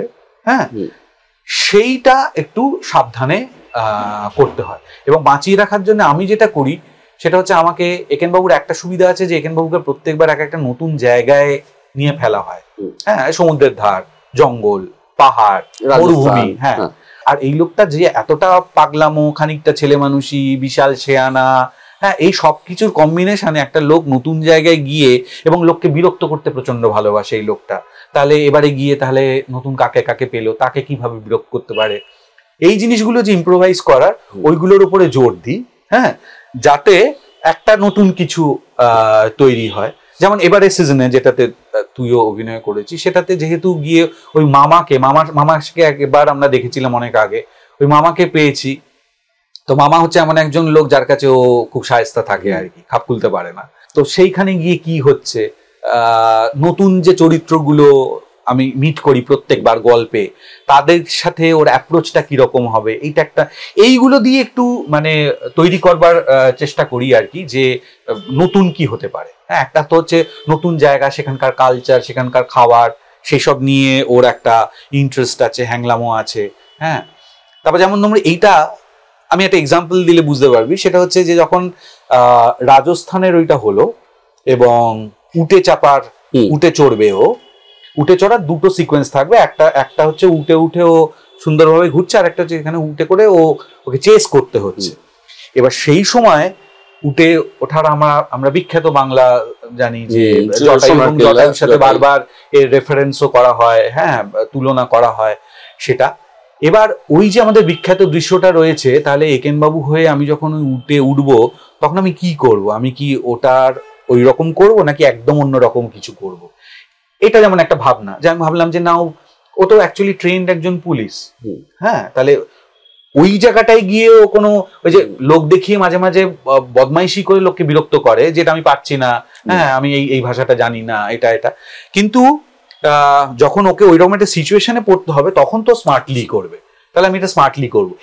এই যে জিনিসগুলো, এইগুলো টুকটাক ভেবে বার করবার চেষ্টা করি। এই যেমন তুমি বললে যে জটায়ুর রেফারেন্স টানা হতে পারে, এবং একেন বাবুর অব্যবহিত সময় পরে দেখা গেল যে তুমি জটায়ু করছো।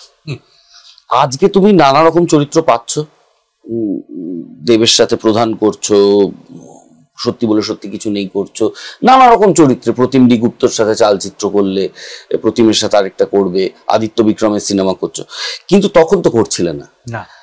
একেন যখন এসেছে তখন থেকেই লোকে বলা শুরু করেছে আমাদের জটায়ু আমরা পেয়েছি। ঠিক ঠিক ঠিক। তাহলে কি আমাকে এই ব্র্যাকেটে করে দেওয়া হবে, এরকম কিছু কি কখনো মনে হয়েছে? একদম যে হয়নি, কখনো আসেনি তা না, কিন্তু একটা সাহস আমি পেয়ে গেছি। কারণ ওইগুলো যখন হচ্ছে তখন কিন্তু প্রতিম তার আগে আমাকে লাভ আজকাল পরশুতে একটা চরিত্র করতে দিয়েছে, যে চরিত্রটা একদম অন্যরকম একটা চরিত্র। হ্যাঁ, মানে আমি তো টুকটাক করে অন্য চরিত্র করছি। তার সাথে হ্যাঁ, একটা জায়গা হয়েছিল, মানে একটা সময়ের কথা বলি, খুব মজার।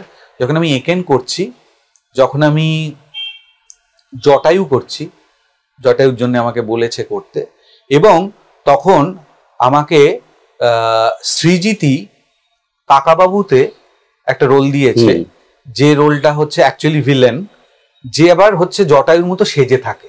তার মানে একজন হচ্ছে অরিজিনাল জটায়ু, আর একটা ক্যারেক্টার হচ্ছে জটায়ুর উপর বেস করে তৈরি করা, মানে জটায়ুর ফিচার্স কিছু নিয়ে ধার করে একটা ডিটেকটিভ বানানো হয়েছে, আর একটা চরিত্র যে জটায়ু না, জটায়ুর মতো সেজে থাকে, কারণ তার অন্য ইন্টেনশন আছে। তো এই যে তিনটাকে একই অঙ্গে ধারণ করা, এটা খুব ইন্টারেস্টিং ছিল এবং চ্যালেঞ্জিংও ছিল। আমার প্রথম মনে হলো কি, যে আমি ভয়টা পেলাম হচ্ছে বিভিন্ন কিছু লোক যেরকম ভাবে বলেন যে একেন বাবুকে তো অনেকটা জটায়ুর মতোই লাগে, এটা কিছু দর্শক বলেছেন। তো তারা, আমি বুঝতে পারি, তারা মেইনলি দেখেন সেটা হচ্ছে আমার কস্টিউম যেরকম থাকে, ভুল হিন্দি বলা, হ্যাঁ হ্যাঁ হ্যাঁ, ভুল হিন্দি বলা, এগুলোতে কিছু মিল পান। কিন্তু চরিত্রটা যখন দুটো চরিত্র আমি পাশাপাশি করতে গেলাম, তখন আমি ভেবে দেখলাম যে অ্যাকচুয়ালি এদের মধ্যে কোনো রকমই মিল নেই, মানে দুজন একদম আলাদা মানুষ। একদমই তাই তাই একজন ডিটেকটিভ, আর এখানে অনেক বেশি লেয়ার্ড। হ্যাঁ, আর জটায়ু হচ্ছে যে একদমই ভালো মানুষ, ওর বাইরে আর ভেতরে আলাদা কিছু নেই, ওইরকমই একটা মানুষ, যাকে দেখে যেটা মনে হচ্ছে ও অ্যাকচুয়ালি তাই। তো তার চোখ অনেক সরল, তার কথা বলা এক রকমের, হ্যাঁ, তার যে শব্দ চয়ন সেগুলো আলাদা, আর ও অনেক শেয়ানা। একেন বাবু তো প্রচন্ড শেয়ানা মাল। তো এই সব মিলে আমার কাছে তখন আর এটা আলাদা রইলো না, বা অসুবিধা রইলো না দুটোকে আলাদা পোট্রে করা। আমরা সবাই আমাদের মতন করে পপুলার, কিন্তু শিশুদের মধ্যে পপুলারিটি বা শিশুদের ভালোবাসার মধ্যে একটা পবিত্রতা থাকে, যেটা স্পর্শাতীত, যেটা আমরা হয়তো স্পর্শ করতে পারি না। কারণ কোনো শিশু চিরদিনই তুমি যে আমার দেখে উদ্বেল হবে না, তার তার জীবনে তখনও ওইটা ঢোকেনি, কিন্তু একেন বাবু শিশু মনে প্রবেশ করেছে। তোমার কি মনে হয় না এই একটা জায়গায় তুমি সবার থেকে আলাদা এবং তুমি ভাগ্যবান? একদম একদম, আমার খুব মানে ব্লেসড মনে হয় নিজেকে। বাচ্চারা এত ভালোবাসে এবং সেটা তো ফিডব্যাক আমি যখন তাদের সাথে দেখা হয় বুঝতে পারি। আমি প্রতিদিন অজস্র ভিডিও পাই যেখানে বাচ্চারা আমার নামে ওই একেনবাবু টাইটেল ট্র্যাকটা করে আমাকে পাঠাচ্ছে, কে যারা একটুখানি ওই গান বাজনা করে তারা হয়তো কিবোর্ডে ওটা বাজিয়েছে। একেনবাবুর ছবি আমি যেখানে যাই মিট করি, একেনবাবুর ছবি এঁকে কোনো বাচ্চা আমাকে দেয়নি এরকম খুব কম হয়। আমি আমাদের একেনবাবুর যে ফিল্মটা বেরোলো, তারপরে আমরা যখন হল ভিজিটে কলকাতা, প্রথমটা না পরেরটা যখন হলো, মানে হ্যাঁ, তখন আমরা পশ্চিমবঙ্গের বাইরে মানে আমরা চেন্নাইতে, বোম্বেতে এরকম জায়গায় আমরা হল ভিজিটে গেছিলাম প্রমোশনের পার্ট হিসেবে। সেখান তো হাউসফুল শো বটেই, এবং কত যে বাচ্চা, এবং আমাকে দেখার পর মানে ওরা মানে ওদের বাবা মা ওদের ধরে রাখতে পারছে না, সব ছুটে ঝাঁপিয়ে চলে এসেছে এইখানে নিচের জায়গাটায় এবং জাপতে ধরেছে এবং বলছে কোলে নাও কোলে নাও, মানে এটা আবদার, আমাকে কোলে নাও। এবার এতটাই মানে ওরা নিজের কাউকে বলে মনে করে আর কি।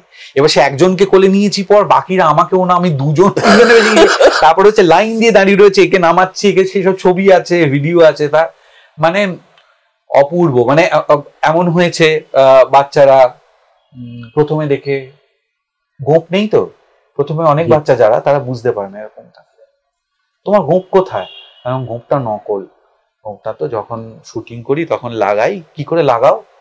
আঠা দিয়ে এখানে লাগাই। ও আঠা দিয়ে গোঁপ লাগানো যায়? এসব প্যাডিটরি হলো। তারপরে খানিক 5 মিনিট বাদে হচ্ছে আমার হাত, মানে আমার সাথে কথা বলছে, বাবা মার হাত ছেড়ে দিয়েছে, আমারই হাত ধরে রয়েছে, আমার হাত ধরে আমার সাথে কথা বলছে, গল্প করছে। ব্যাঙ্গালোরে গেছিলাম গত বছরের আগের বছর একটা পুজো উদ্বোধন করতে। আমার বাচ্চাটার নাম পর্যন্ত মনে আছে। আমি বললাম তোমার নাম কি? বললো হালুম। হ্যাঁ, ওর নাম ডাকনাম হালুম। তো ওই হালুম আমার সাথে, পাশে অনেক বড়রাও দাঁড়িয়ে রয়েছে। আবার যখন আমি বলি হ্যাঁ বাচ্চারা আমাদের খুব ভালোবাসে বা বাচ্চারা আমাকে খুব ভালোবাসে, তাদের বাবা মারা আবার অভিযোগ করে না না আমরাও কিন্তু আপনাকে খুব ভালোবাসি। মানে পুরো ফ্যামিলি জুড়ে ওটা হয়ে গেছে।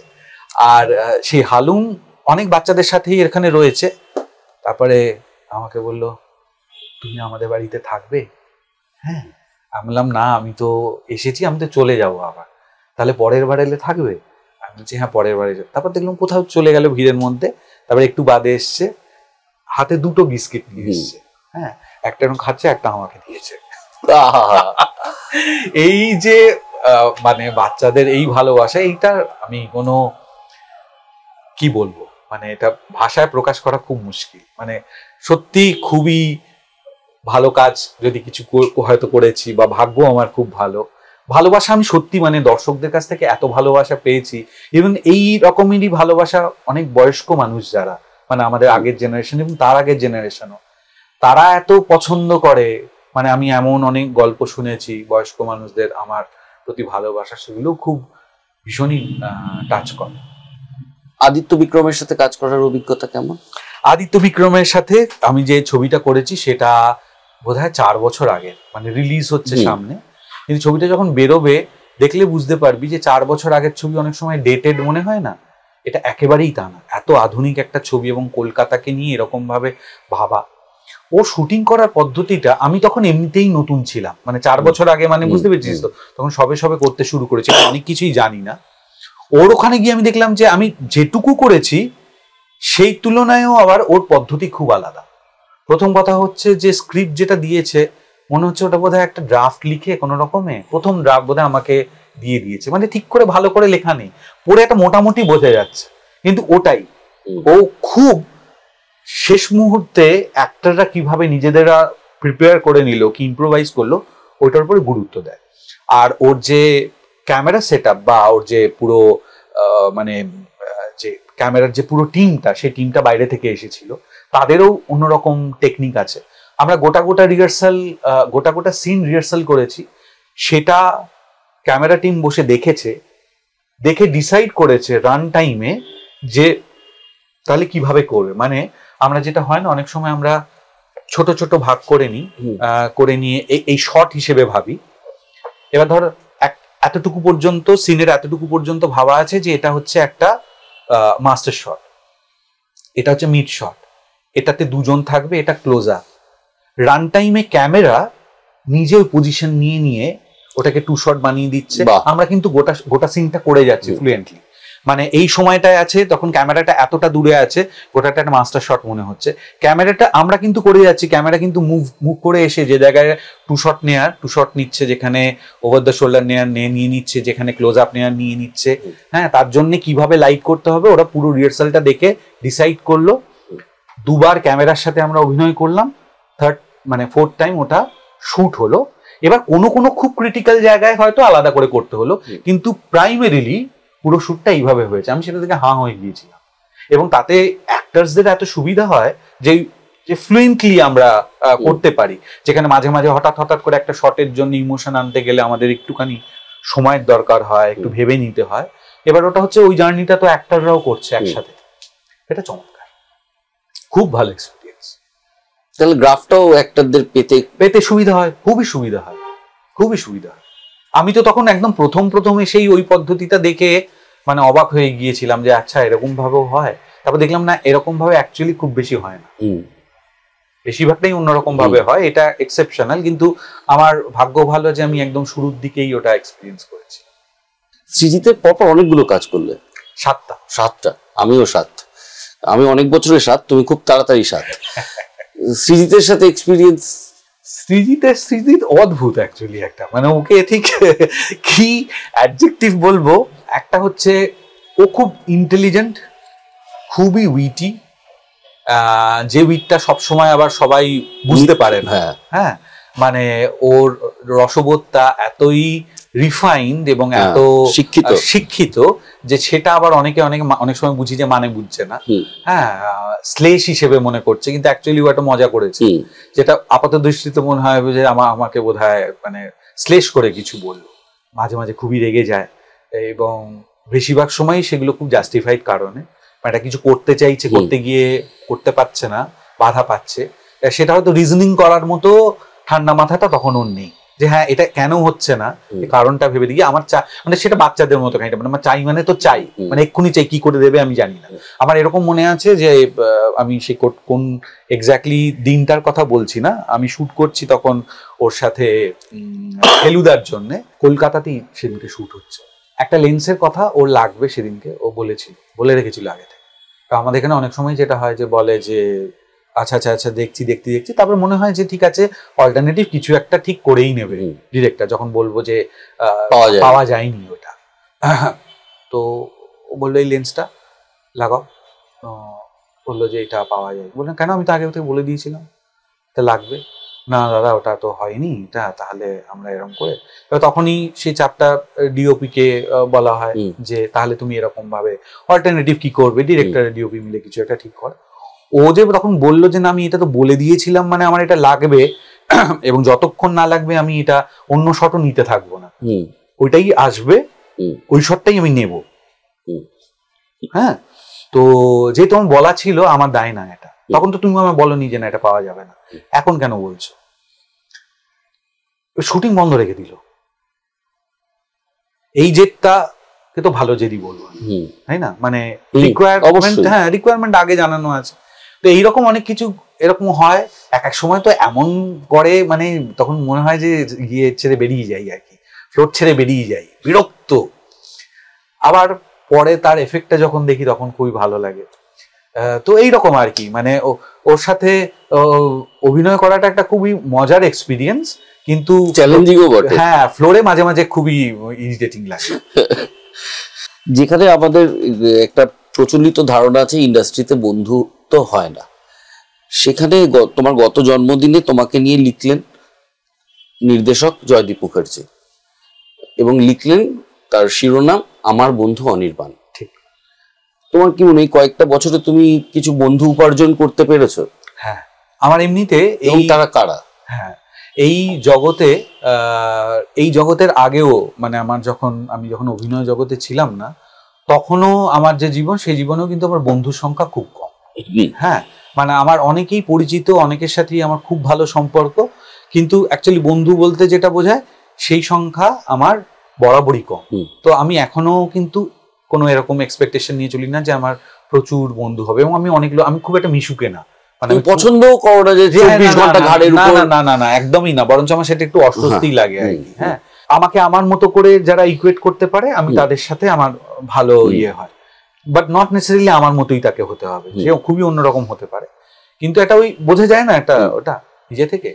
তো সেই হিসেবে আমি হ্যাঁ এই অল্প কদিন আমার সাথে আমি এইটুকু বলতে পারি, আমার সাথে খারাপ ব্যবহার হয়েছে বা মনে হয়েছে এর সাথে আমি আর জীবনে কথা বলবো না, সেই রকম সংখ্যা কম। তাই তুমি যে এই অল্প সময়ে এরকম একটা জায়গা করেছো তার জন্য কখনো অসুয়া ফেস করতে হয়নি? না, হলেও আমি বুঝতে পারি না, আমি বুঝতে পারিনি, বা আমার সাথে কেউ খুব সামনাসামনি খুব কেউ কিছু খারাপ ব্যবহার করেছে বা এমন একটা যেটা আমি তো আর ইয়ে না, বোকা না, মানে সামনে কিছু ঘটলে নিশ্চয়ই আমি হালকা হলেও আন্দাজ পেতাম, কিন্তু সেরকম কেউ কিছু করেনি, সামনে তো করেনি, আড়ালে করলে তো সেটা নিয়ে আমার আমার বদার হওয়ার কথা না, তো সেরকম আমি কিছু দেখিনি। আর এই যে যেমন জয়দীপদার সাথে খুবই একটা বন্ধু এবং বড় দাদার মতো, জয়দীপদার স্বভাবই অ্যাকচুয়ালি সবার সাথে এত ভালোভাবে মেলামেশা করেন, এবং আমি যেহেতু জয়দীপদার সাথে বোধহয় আমি 10টা কাজ করে ফেলেছি। মজার মানুষ এবং এত সর্টেড থাকে, মানে শুটিং এর সময় অতিরিক্ত শটের কোনো ব্যাপার নেই, এবং পুরো জিনিসটা বুঝিয়ে দেয়। হ্যাঁ, এবং মানে খুবই খুবই সহজ, এবং মানুষ হিসেবেও খুব সহজ, মজা করে। তো আমার এই ধরনের মানে আমার খুব জটিল মানুষ এমনি আমি অ্যাভয়েড করি। তো সেই সবকিছু মিলে টিলে জয়দীপদা খুবই একজন বড় দাদার মতো, বন্ধুর মতো। হ্যাঁ, তো এটা কখনো হয়তো কোনো কথা জিজ্ঞেস করেছি, তার ঠিক উত্তর পেয়েছি। তো সেই হিসেবে জয়দীপদার সাথে একটা বন্ধুত্ব আমার তৈরি হয়েছে, এবং আমি যাদের সাথে অনেক বার অভিনয় করেছি তাদের সাথে হয়েছে, যেমন আমার সাথে সুহত্র আর সোমক, ওরা বহুদিন ধরে আমার সাথে অভিনয় করে, আমরা একসাথে অভিনয় করি, সেই হিসেবে একটা বন্ধুত্ব তৈরি হয়েছে। আমার সাথে ইভেন আগে যারা করতো আর কি, সৌম্য আর বাবল, ওরাও যেহেতু 4 বার করেছে, কিন্তু ওর সাথেও কিন্তু যোগাযোগ তখন খুবই ভালো, এখন একটু যোগাযোগ কম হয়ে গেছে, কথা কম হয়, কিন্তু বাবল তো এখানে থাকেও না, কিন্তু তার সত্ত্বেও যোগাযোগ রয়ে গেছে। ওদের সাথে আমার একটা বন্ধুত্ব হয়েছে।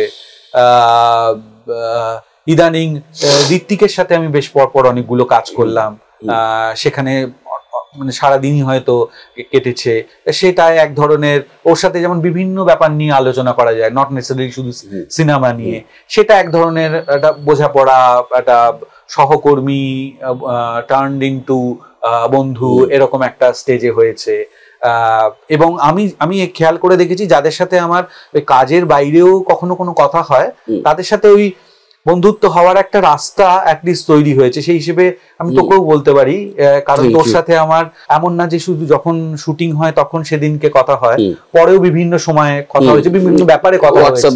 হ্যাঁ হ্যাঁ হ্যাঁ, তো সেইটা যাদের সাথে হয় তাদের মানে হচ্ছে কাজের বাইরেও এদের সাথে একটা আমার যোগাযোগ আছে। এবার বন্ধুত্ব তো বিভিন্ন স্তরে। ছাত্ররা স্যারকে দেখে কি বলে? তারা তো জীবনে ভাবেওনি স্যারকে এরকম। আমার সাথে স্টুডেন্টদের অ্যাকচুয়ালি খুব ভালো সম্পর্ক ছিল। আমি যখন টিচার ছিলাম, ইয়াং টিচার, এবং আমি যেহেতু ওই টিচারদের মতো হয়ে থাকতাম না, হ্যাঁ, মানে নানা রকম বিষয় গল্প করতাম। আমার তো এটাও মনে আছে যে আমি যখন ওই হুগলিতে যে ইঞ্জিনিয়ারিং কলেজে পড়াতাম, তখন তো আমি ক্যাম্পাসে থাকতাম, তখন স্টুডেন্টরা সন্ধ্যেবেলা আমার কাটতেই হচ্ছে, সমস্ত স্টুডেন্টরা আমার ঘরে চলে আসতো, এবং ওখানে বসে নানা রকম আড্ডা হতো। তার সাথে ছাদ ছিল আমার ঘরের সাথে, ওখানে মানে খেলাও হচ্ছে, গান গাওয়াও হচ্ছে, বিভিন্ন বিষয়ে আড্ডা মারা হচ্ছে। তো স্টুডেন্টদের সাথে আমার এমনিতেই বরাবর সম্পর্ক ভালো, এখনো তাদের সাথে যোগাযোগ আছে। মানে আমি যখন ইউকেতে বা ইউএসএ কোনো কারণে যাই, তখন ওরা আসে, কত দূর থেকে আসে দেখা করতে, যদি জানে যে আমি আছি। হ্যাঁ, তারা বড় হয়ে গেছে, তাদের ফ্যামিলি আছে এখন। হ্যাঁ, কে বিয়েতে নেমন্তন্ন করেছে, কার বেবি হয়েছে সেখানে নেমন্তন্ন করেছে, যেতে পারি না এটা, কিন্তু ওরা খুব খুশি হয়, এবং ওদের কাছে এটা একটা নতুন চেহারায় আমাকে দেখেছে। হ্যাঁ, তখন এইটুকু জানতো যে আমি থিয়েটার করি, কিন্তু সেটা ওই শখের থিয়েটারের মতো। যে পরে কোনোদিন এমন একটা হবে যে সিরিয়াসলি আমি অভিনয়ই করব, সেটা আমার পেশা হবে, সেটা হয়তো ওরাও ভাবেনি, আমি নিজেই তো ভাবিনি, ওরা ভাববে কি করে। তো সেটাতে ওরা খুব মজা পায় আর কি, এবং দেখে আমাকে ফিডব্যাক জানায়। একদম প্রথম যেগুলো বেরোচ্ছে সেগুলো দেখে আমাকে জানাচ্ছে, এবং ওদের সাথে আমার মানে খুব ভালো যোগাযোগ আছে এবং সেটা খুব সম্পর্ক বন্ধুদের সাথে। কি দেখলে রাগ হয় যখন আশেপাশে মিথ্যেবাদী লোক কাউকে বুঝতে পারি যদি যে মিথ্যে কথা বলে, ম্যানিপুলেট করে, তাদের আমার একদম পছন্দ হয় না, ওদেরকে আমি অ্যাভয়েডই করি। এবং সে যদি আবার আমার সাথে কথা বলতে আসে তাহলে আমার কথায় হয়তো সে বুঝে যাবে যে আমি পছন্দ করছি। মিথ্যে কথা একদম পছন্দ করি না, ম্যানিপুলেশন করা আমার পছন্দ হয় না, নোংরা পছন্দ করি না। নোংরা মানে আগোছালো না, নোংরা মানে হচ্ছে নোংরা। হ্যাঁ হ্যাঁ হ্যাঁ হ্যাঁ হ্যাঁ। তুমি তো জঙ্গলে তোমার র্যাশ বেরিয়ে গেছিল। জঙ্গলে র্যাশ বেরোবে না, জঙ্গলে যদি নোংরা দেখি তাহলে হ্যাঁ আমার তো অ্যালার্জি বেরিয়ে যায়। মানে আমার নোংরা দেখলে কোনো জায়গায়, আমি তো প্রথম বুঝতে পারতাম না যে এটা অ্যালার্জিটা কি থেকে হচ্ছে। তারপরে ডাক্তার দেখালাম, ডাক্তার অনেক রকম টেস্ট করে বললো তোমার এটা সাইকোলজিক্যাল একটা অ্যালার্জি, এটা হচ্ছে নোংরা কিছু দেখলে ওটার থেকে গা ঘিনঘিন হতে হতে তারপরে গায়ে এরকম র্যাশ বেরিয়ে চাকা হয়ে যায়। বিশাল চাপ আর নোংরা জায়গায় শুট করতে গেলে আমার এটা হয়। তুমি ভেঙচাও কেন মাঝে মধ্যে? কিছু হলে ভেঙচে দাও কেন? কিরকম ধরো একটা কেউ উল্টো পাল্টা কথা বলে এরকম করে দিলে তোমার পছন্দ হয়নি কথাটা, মানে এসব বাচ্চারা করে। মানে আমি বুঝতে পারছি ভাট বকছে কিন্তু বকে যাচ্ছে, তখন ওই যে ওর বদলে যেটা বলা যায় যাতো এইটা বলতে পারছি না, তার রিয়াকশন হয় এটা যে তুই থামতো, প্রচুর বকেছিস, ভাট বকেছিস বা যাতো, এইটা তো বলতে পারছি না, সাইলেন্টলি। কিন্তু এটা হাস্যকর না, খুব মজা লাগে। তোমার একটা বাহ্যিক যে ধারণা লোকেদের যে মিষ্টি নরম সরম মানুষ, এখানে কখনো কখনো তার টাফ সাইডটা দেখা যায়, কিন্তু বেশিরভাগ সময় এসে নরম খাদ্যরসিক মজাদার লোক। কিন্তু তুমি খুব টাফ বেশ কয়েকটা রোল করেছো, মানে টাফ বলতে ফিজিক্যাল টাফনেসের, সেটা চালচিত্র বলো বা তথাগত ছবিতেও, তথাগত ছবি যে ভটভটি বাঘা, হ্যাঁ, বা বীর স্যার যেটা করেছিলাম মুখোশ, সেটাতেও ছিল, প্রধানেও খাদানে। হ্যাঁ হ্যাঁ। তো এটা মানে এইগুলো করবার সময় ওই ভিতর নিয়ে তুমি একদম সেটা হলেই আমি দেখেছি দাঁড়ানো হাঁটা সব চেঞ্জ হয়ে যায়। হ্যাঁ, মানে যেখানে ধর খাদানে যেমন আমি তীর ধনুক চালাবো কি করে সেটা আমাকে আয়ত্ত করতে হয়েছে, শিখতে হয়েছে, কিন্তু বডি ল্যাঙ্গুয়েজের উপর প্রাইমারি কাজ করার জন্য যে পড়ে থাকতে হয়েছে এরকম কিন্তু না। মানে এগুলো আমি দেখেছি, ওটাই একটা কি করে হয় আমি জানি না আর কি। হ্যাঁ, মানে ঠিক ওগুলো তৈরি হয়ে যায়, মানে আমার হাঁটা বসা, হ্যাঁ, চরিত্রটাকে ভাবলে ঠিকঠাক ভাবে, মানে কি বলবো, অনেক খুব শুদ্ধ বাংলা বললে মনে হয় যে ধারণ করা, যেটা ঠিকঠাক ভাবে যদি ভেতরে নেওয়া যায় চরিত্রটাকে, তাহলে কিন্তু ওইগুলো আমার ধারণা অ্যাটলিস্ট আমার ক্ষেত্রে প্রোডাক্ট হিসেবে ওগুলো চলে আসে। এবার সেক্ষেত্রে কিছু জিনিস যেমন ল্যাঙ্গুয়েজটা তো আমাকে তৈরি করতে হবে, মানে খাদানে উপায় নেই। তো সেক্ষেত্রে আমায় কি পদ্ধতি নিতে হবে, এক্ষেত্রে যেমন আমি মানে রিনোকে বলেছিলাম, রিনো ওই ল্যাঙ্গুয়েজটা জানে, সুজিতকে মানে ডিরেক্টর যে খাদানের, ওকে আমি বলেছিলাম তুমি রেকর্ড করে দাও, আমি রেকর্ড করে শুনে ওটা প্রিপেয়ার করবো ল্যাঙ্গুয়েজটা। এটা আমায় দেখিয়ে দিয়েছিল অন দ্য স্পট যে কিভাবে তীর ধনুক, একেবারেই পারছিলাম, মানে খেলার তীর ধনুক আর সত্যিকারের তীর ধনুক একদম আলাদা, মানে অনেক কায়দা ফায়দা মারে এরকম করে ছাড়লাম, সেটা পড়লো এইখানটায় পায়ের কাছে, এইখানটায় পড়ে গেল। তো এইরকম ভাবে শুরু হয়েছিল। তারপরে করতে করতে মোটামুটি শুট করার জন্য যেগুলো করতে হবে যতটুকু আর কি, সেগুলো আমার খুবই ভালো লাগে, নতুন কিছু আয়ত্ত করা কোনো চরিত্রের জন্য সেটা করি। কিন্তু ওই যেটা মানে বডি ল্যাঙ্গুয়েজে দাঁড়ানো বসা এগুলো যে চেঞ্জ হয়ে যায়, বা আমি মিসিং লিঙ্ক বলে যে একটা করলাম একটা ওয়েব সিরিজ, সেটাতে খুব টাফ, ওই পুলিশ অফিসার যে সে তো প্রচুর অ্যাকশন সিনসও আছে তার, সেইগুলো করবার জন্য যেটুকু দরকার সেটা কিন্তু মানে ভেতর থেকেই হয় প্রাইমারি। একই কথা দুভাবে বলা যায়, আমি বড় একা আর আমি একা। তুমি তো মনে হয় সেকেন্ডটা, তুমি একা থাকাটা এনজয় করো দিনের শেষে। তুমি সারাক্ষণ কিছু লোক থাকবে, কিছু কথা হবে, তুমি নিতে পারো না, ওটা একটু বাড়াবাড়ি লাগে আর কি। হ্যাঁ, সারাক্ষণ আমি তো যেখানে মানে পার্টিতে যাওয়া একটু অ্যাভয়েড করি, মানে একান্ত না হলে যাই, কারণ আমি যে সেখানে গিয়ে কি করবো আমি বুঝতে পারি না, মানে আনইজি লাগে। চেনাশোনা যতক্ষণ না কাউকে দেখতে পাচ্ছি ততক্ষণ পর্যন্ত মানে জাস্ট একটু গল্প করা যায় ততক্ষণ পর্যন্ত আমি মানে আমার লাগে সাফোকেশন লাগে যে আমি কি করব। তো সেরকম বা প্রচুর লোক ভিড় এটা আমি কোনোদিনই পছন্দ করি না, এখন তো একদমই ভালো লাগে না। আর অ্যাকচুয়ালি কি কাজেরও তো চাপ আছে, এবার সারাদিন ধরে কাজ করব, আজকাল কাজ করছি, কাল পরশু পরের মাস, আমি জানি আমার কাজের এটা, সেইটার মধ্যে যদি খানিকটা সময় একা না থাকা যায়, ওই একা থাকার সময়টা যে আমি খুব বিশাল কিছু করছি তা কিন্তু না।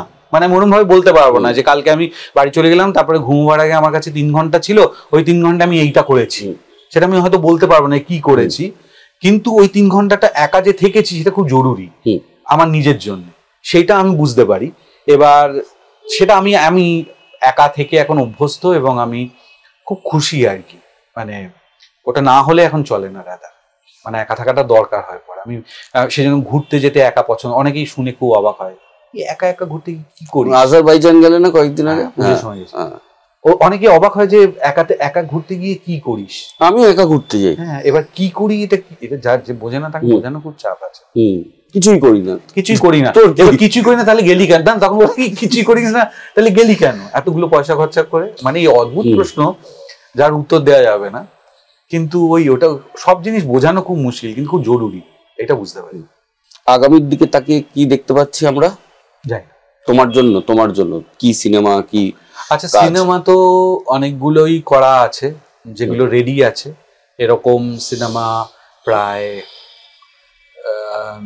7টা মতো আছে ছবি যেগুলো রেডি আছে, একটা ওয়েব সিরিজ আছে যেটা রেডি, আর এক্ষুনি সবে শুটিং হয়েছে বা করছি এরকম হচ্ছে 5টা ছবি খুব কাছাকাছি শুটিং আছে, মানে সবে শেষ হয়েছে বা একদিন বাকি আছে বা এরকম 5টা ছবি, আর আরো হওয়ার কথা আছে যদি হয়।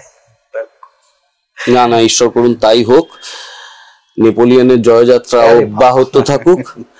তাহলে আজকে সহজ কথায় আপনারা দেখলেন এই সময়ের অন্যতম আলোচিত গুণী এবং ভার্সেটাইল অ্যাক্টর অনির্বাণ চক্রবর্তীর জীবনের কিছু কথা।